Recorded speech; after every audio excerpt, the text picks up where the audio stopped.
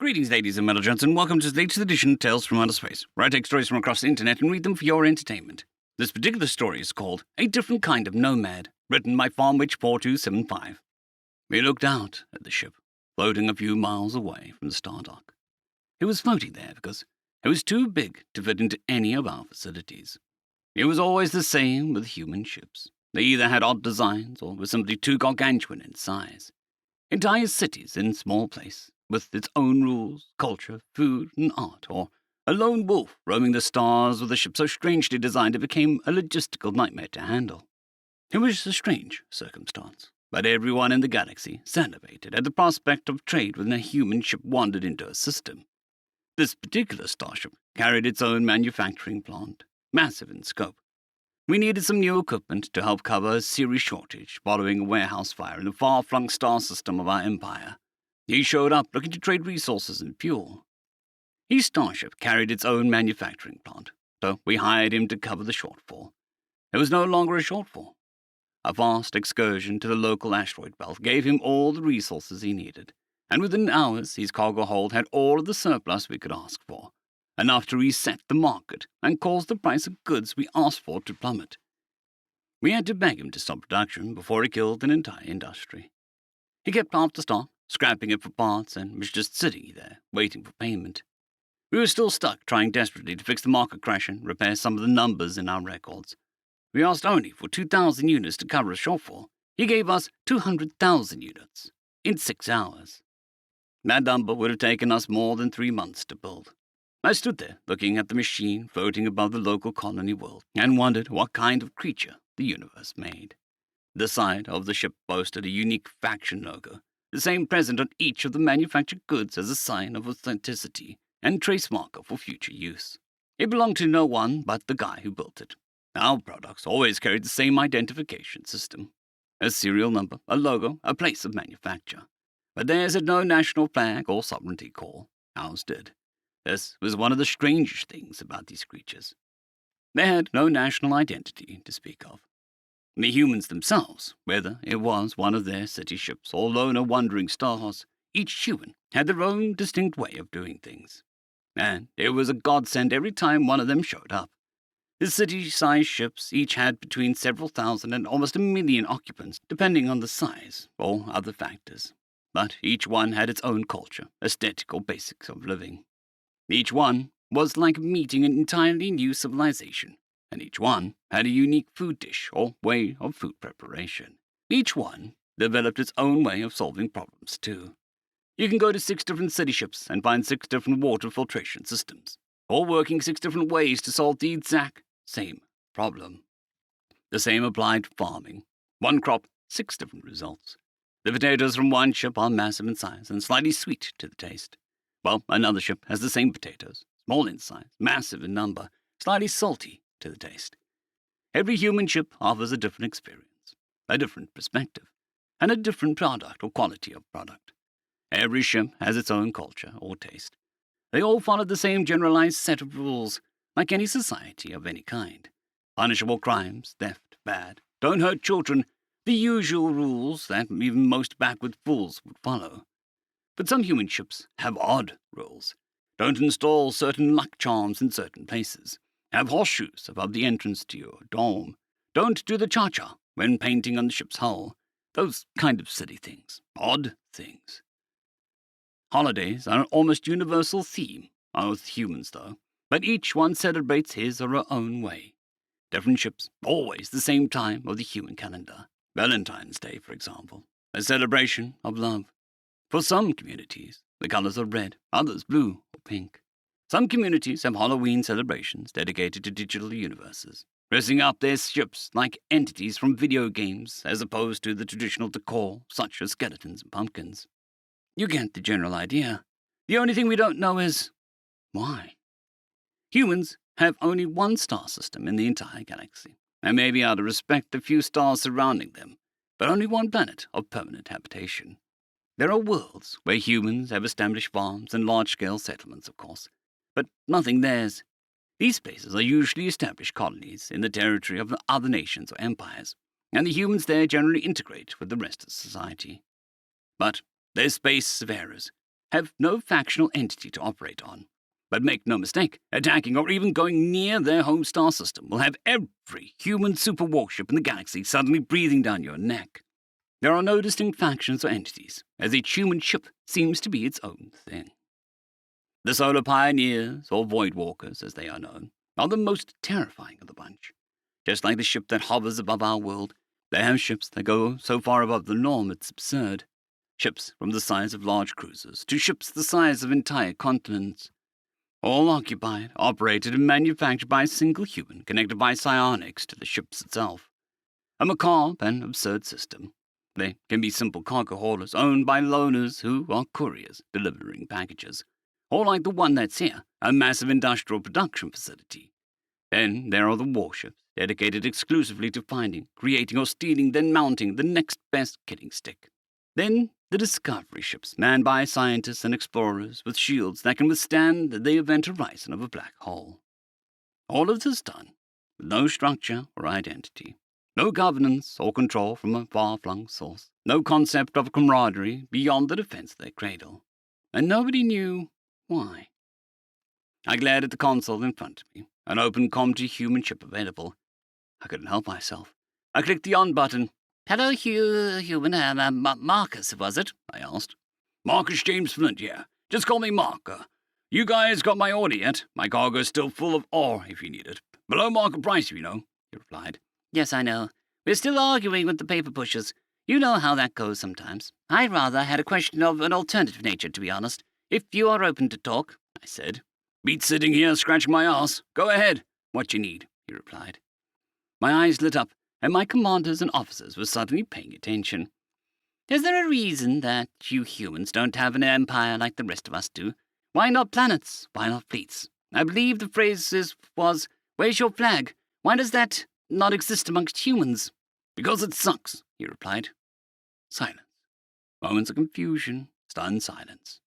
Can you please elaborate?" "Look, these ships were born from a time during a mass exodus.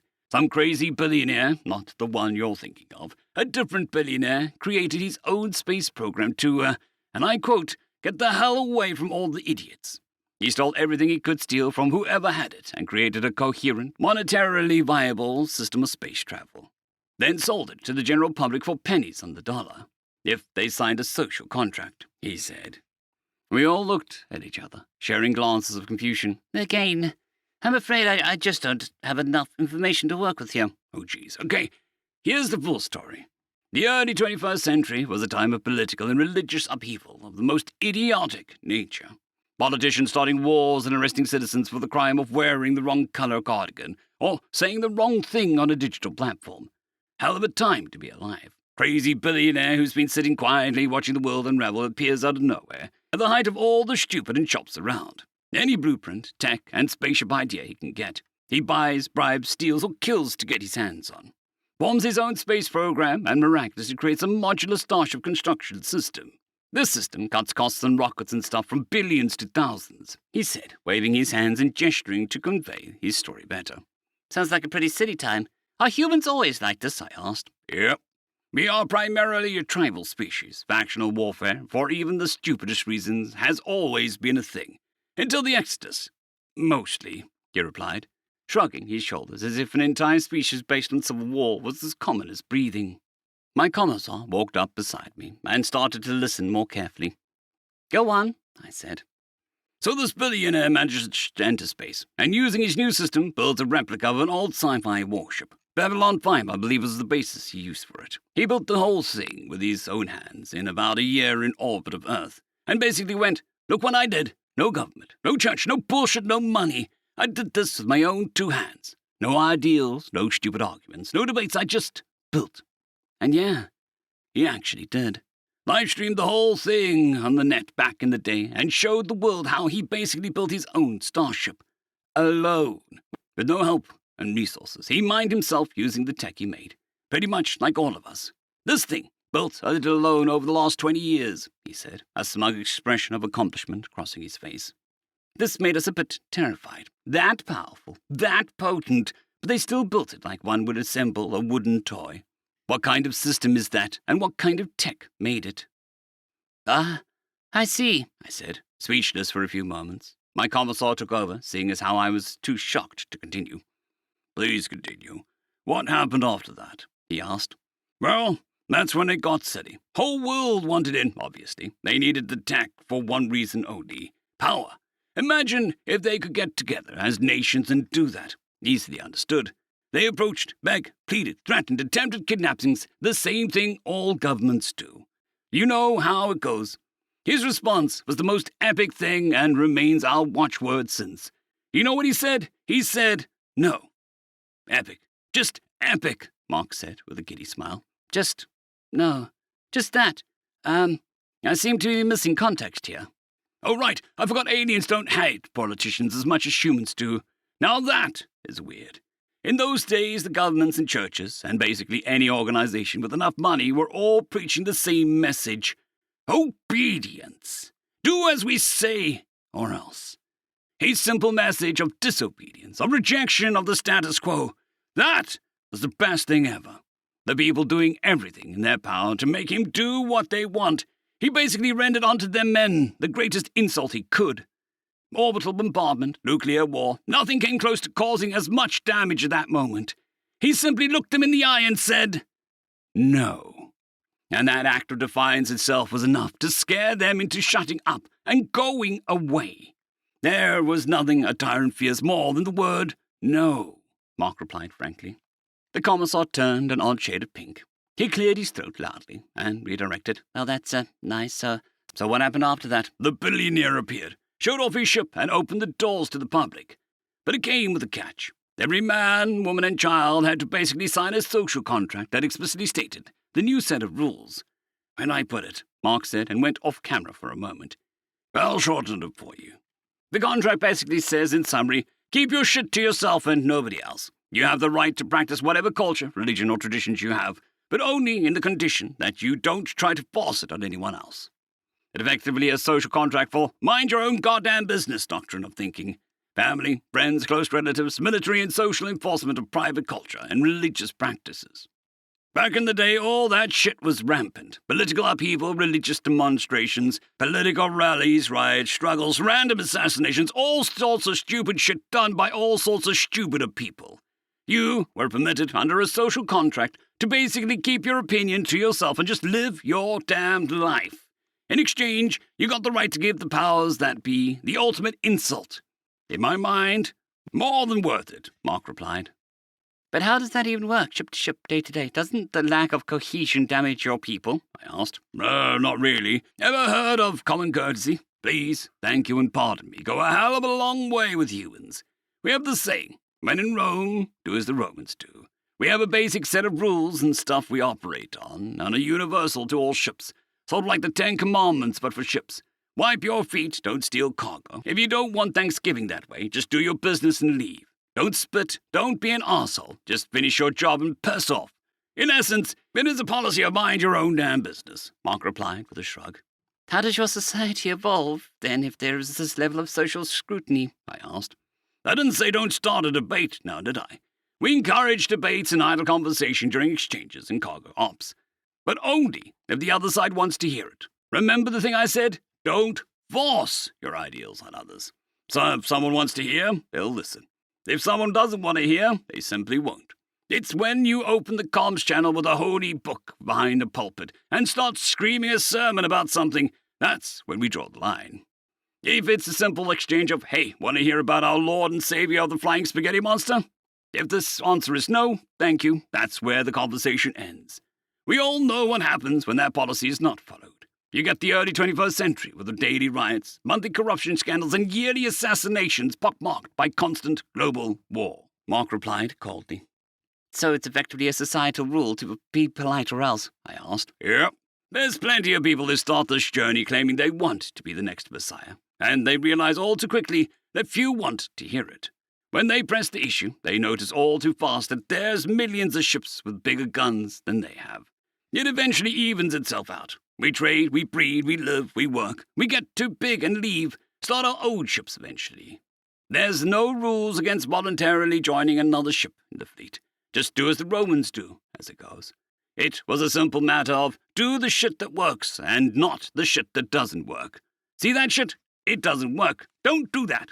The kinks in the armor eventually ironed themselves out when we started working on larger city ships and other things.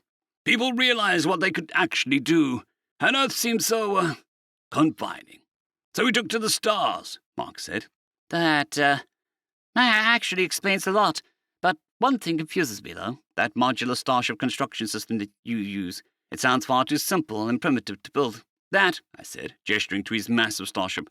Surely there is more to it. It cannot be as simple as building furniture, I said. Well, you're right about that. Sort of. The start of any ship or structure of any size is basically the simple process of a cubic or block construction system. Assembled like a really complicated Lego set.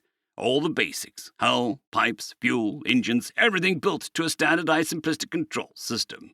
All of it built to a standard of components and materials. Then once the ship is away, you tinker. Every ship is the result of hundreds of hours of work. You find a system too simple or one to go faster or be better, you make improvements. A pipe there, a screw here. Next thing you know, you once had a microwave oven, now you have a full kitchen suite. This thing is about 6 months of starting work to build a basic ship I could work with. Then 20 years of adding bits, pieces, and stuff. Upgrades, downgrades, rebuilds. It's the same way almost any ship is built. Just a lot slower and more methodical, Mark replied. I see. That, explains something. I have a different query. We have standards enforced for food supply and such. No toxic additives and whatnot. How about you? A lack of regulation of any kind must go bad somewhere, the commissar asked. When it comes to food regs, the answer is simple. When you're out in space miles from anyone, the only person you have to test meals is, well, yourself. All the people around you. Then I tell you, making something toxic and not properly testing it, or making sure that it isn't hazardous in some way, is the easiest way to get tossed out an airlock. It's a system that self-regulates. Still, have trials and whatnot, but giving 4-year-old Stacy stomach cancer because you didn't bother to test your apple crops for contamination is exactly a forgivable offense. Most systems are self-regulating, based on confinement, locality, and, of course, Stacy's dad with the crowbar, he said with a chuckle and a cheeky smirk. So no government or authoritative oversight of any kind. And it works? I asked. Yep, technically, there is oversight. The ship captain. His word is law, within reason anyway, and he can be removed if his power trips too much. Same as any leader. It's a lot simpler than it sounds. Everything is kept in check by the ever-present threat of a horrible death by space. Survival trumps ideals, after all. There's only so many times you can be ordered to charge a machine gun nest before you ask why the guy giving the orders isn't doing it too. What matters is getting the job done, getting paid and living another day. At the end, all that matters is the ship keeps going. There's food, water, air, and bed. Technically, it's actually easy to keep humans in line, so long as you don't piss them off and you know your audience. It's easy to keep us motivated and working. Mark shrugged again and sat in his seat. Is there any way to share that tech you have? Why does your homeworld not have its own fleet yet? The commissar asked. Oh, our homeworld does have its own fleet, but it uses its own tech, similar to yours, actually. There is a faction down there, but it's about as much of a disheveled mess as the one would expect from a navy formed by wealthy bureaucrats. Still bickering, still politicking. We've mostly just ignored them. As for tech, that's rule number 3. Share only with those you can trust, or those you can trust to do the same. In short, I can't give you any of our tech, and I don't expect you to give me yours. So I just don't ask. We only share with other bishops of ours, or factions we can trust to not immediately go apeshit and declare war on the galaxy because we gave them a black hole cannon. Which are few and far between, so yeah, he said. Black hole cannon? That's a scary thought. Everyone went a little pale and green at the idea of that. Then I asked the question I never thought I would ever ask. Can we do that too? Not humans, I mean. Can we have access to this tech and do what you do as well? Everyone on the bridge suddenly stopped what they were doing and leaned in to listen. I genuinely don't see why not, to be honest. So long as you follow the same rules as we do, I see no issues. No nationality, no commonality, no forcing your onions on everyone else, no churchy preaching. When in Rome, do as the Romans do. So long as you follow the same rules, I don't see any reason why not, Mark said with a shrug. May I have a copy of that contract then, please? I asked. Sure, but just so you know, our leaders consider the Exodus an act of treason. They couldn't do jack shit about it, of course, but yours, I'm not so sure. For the sake of reference, there is a way out once you sign. You can just give up your ship to the next guy for cash boost and retire on a planet somewhere. I know a few guys who make a good living just building new ships and sending them off to guys who lost their own ships somehow, or can't be bothered to fix what they have due to various reasons. Even with all this tech, some people are still lazy. We're only human after all, Mark said with another shrug. I understand. I said, thinking. Maybe I should ask the... Then again, asking your bosses for permission to disobey them kind of defeats the whole point of what the contract was about. Saying no to those who hate the concept of disobedience. I'm not sure you'd do well here, but I'm not the one to judge. After all, this entire thing was started because some crazy dude got tired of being told what to do by people who didn't know anything about what they were doing. Maybe you need to think about this a bit before you do anything. Still, I'll send you a copy of the transcript and a dry dock in New Kosovo where we build our newbie ships, just in case, you know, Mark said. That made me think about it for a bit. The transmission came through, and Mark excused himself from the call as he was hailed by the local dockmaster. The commissar and I looked at the document carefully and tried to think about what to do. Everything the human described by our metric was treason, and the way in which it was then enforced was a direct insult to our entire leadership caste. Yet, they were the most powerful force in the galaxy because of this system. The ships, the tech, the factories, the black hole cannon. Surely there was something in this philosophy somewhere. The commissar and I stood there reading and debating the document's contents, noticing too late nearby subordinates also had copies of the document too, and they were talking about it. End of story.